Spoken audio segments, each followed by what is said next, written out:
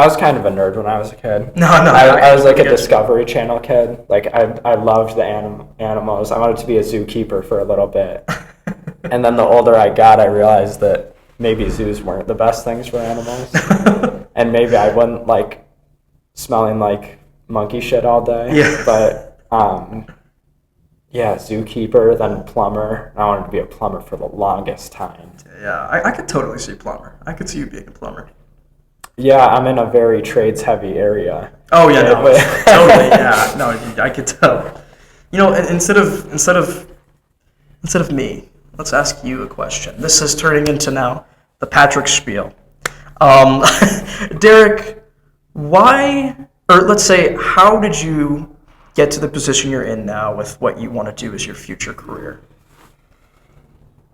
Well, I mentioned I wanted to be a plumber, and that might have started when I was 10, maybe even sooner. I remember my grandpa, he sold, I can't remember if he sold pipes or just water fixtures is what he sold.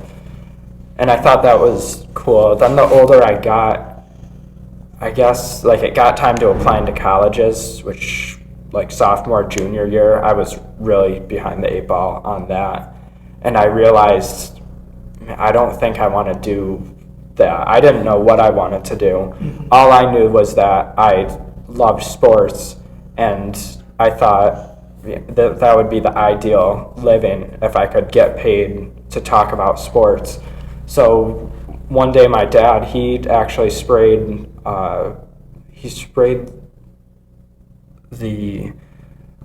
so there's this local station near me, CJ Country, and he sprayed the owner of CJ Country, his house, and Dad just had me, like he talked to the owner, asked if I could come in and talk to one of the guy who does sports broadcasts for CJ Country. And I went in, I toured it, and I was like, this is pretty cool. So to apply to colleges, I literally went to Google and I looked up best colleges with a sports media program. And I looked through the list. Syracuse was near the top. Of course. And Ithaca was there too. And I was like, both of these are in New York. I'll just apply there. So that's how I ended up in this exact position.